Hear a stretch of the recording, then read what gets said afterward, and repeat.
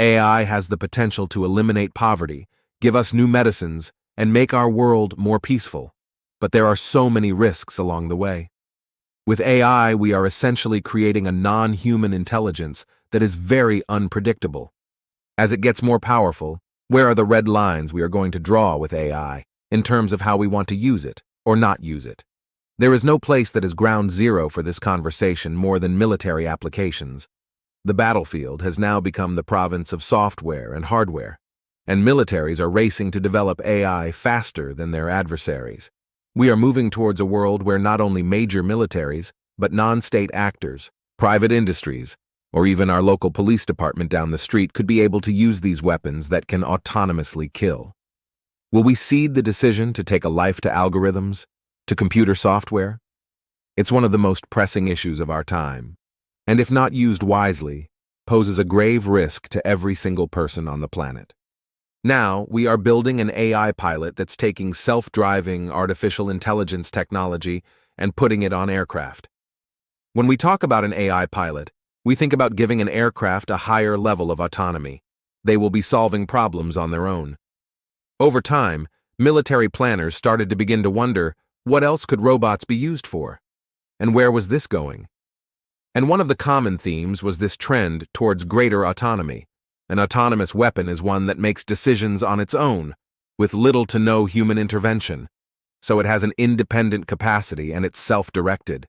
And whether it can kill depends on whether it's armed or not. When you have more and more autonomy in your entire system, everything starts to move at a higher clock speed. And when you operate at a faster pace than your adversaries, that is an extraordinarily big advantage in battle. What we focus on as it relates to autonomy is highly resilient intelligence systems. Systems that can read and react based on their environment and make decisions about how to maneuver in that world. It is about eliminating the fog of war to make better decisions. And when we look to the future, we're scaling out to build teams of autonomous aircraft. With self-driving vehicles, ultimately the person is said to it, "I'd like you to go from point A to point B." Our systems are being asked not to go from point A to point B, but to achieve an objective. It's more akin to, "I need milk," and then the robot would have to figure out what grocery store to go to, be able to retrieve that milk, and then bring it back. And even more so, it may be more appropriately stated as, "Keep the refrigerator stocked." And so this is a level of intelligence in terms to figuring out what we need and how we do it. And if there is a challenge, or a problem, or an issue arises, figure out how to mitigate that. People who were born after 1990 grew up with the internet and saw its evolution. And part of the conclusion that we had reached was that AI in 2015 was really where the internet was in 1991. And AI was poised to take off and be one of the most powerful technologies in the world. Working with it every single day, we can see the progress that is being made. But for a lot of people, when they think AI, their minds immediately go to Hollywood. When people think of artificial intelligence generally, they might think of the Terminator, or I, Robot. Based on what you see in the sci-fi movies, how do you know I'm a human? I could just be computer-generated AI. Replicants are like any other machine.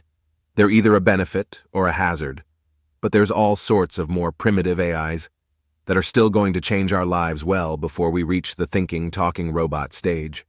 The robots are here. The robots are making decisions. The robot revolution has arrived. It's just that it doesn't look like what anybody imagined. Terminator's an infiltration unit. Part man, part machine.